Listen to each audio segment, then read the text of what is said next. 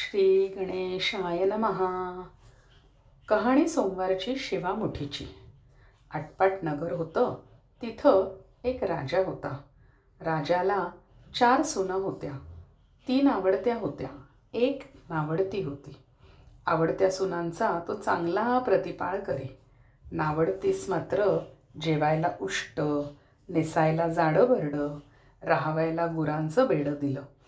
गुराख्याचं काम दिलं. पुढं श्रावण मास आला. पहिला सोमवार आला.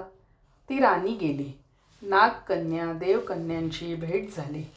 त्यांनी विचारलं, बाई बाई कुठं जाता?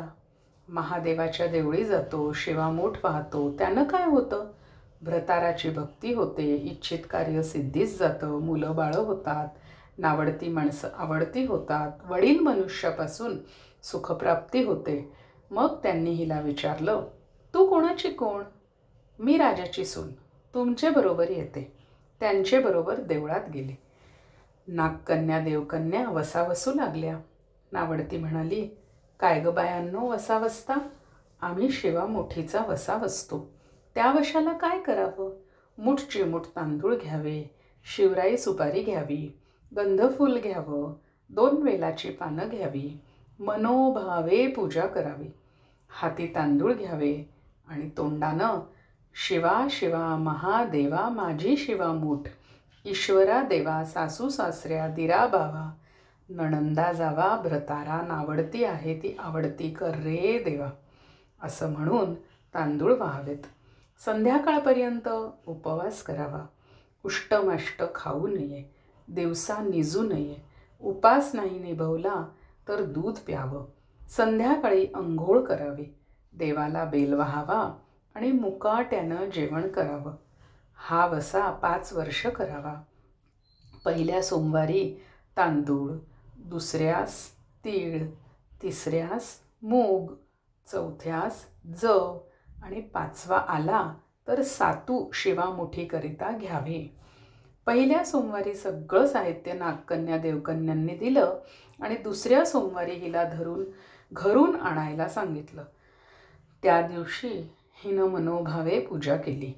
सारा दिवस उपवास केला. जावा नणंदांनी उष्टमष्ट पान दिलं. ते तिनं गाईला घातलं.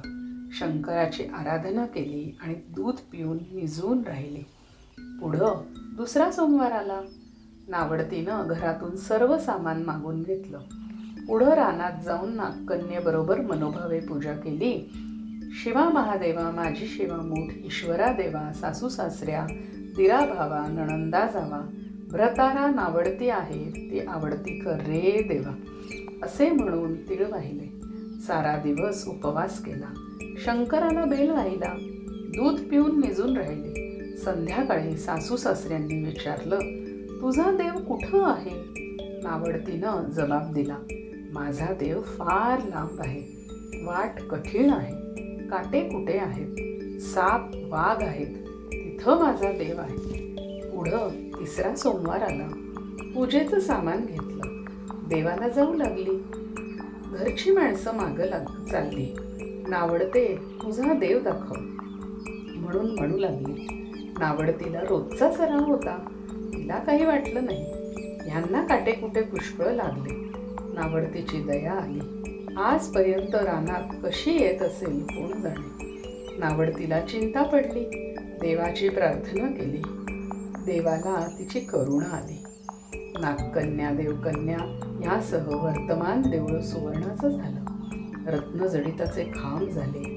हंड्या झुंबरं लागली. स्वयंभू महादेवाची पिंडी झाली. सगळ्यांनी देवाचं दर्शन घेतलं. नावडती पूजा करू लागली. गंधफूल वाहू लागली.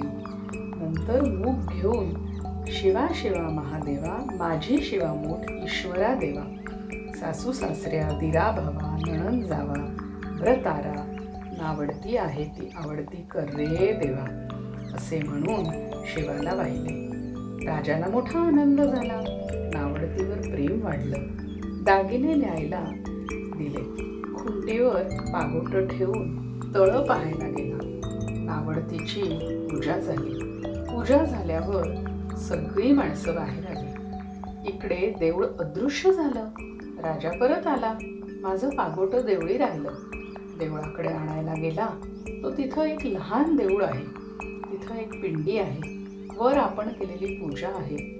जवळ खुंटीवर पागोटं आहे. तेव्हा त्यानं सुनेला विचारलं, हे असं कसं झालं? माझा गरिबाचा हाच देव. मी देवाची प्रार्थना केली, त्यानं तुम्हाला दर्शन दिलं. सुनेमुळे देव भेटला म्हणून तिला पालखीत घालून घरी आणलं. नावडती होती ती आवडती झाली. जसा तिला शंकर प्रसन्न झाला तसा तुम्हा होवो. ही 60 उत्तराची कहाणी 5 उत्तरी सुफळ संपूर्ण.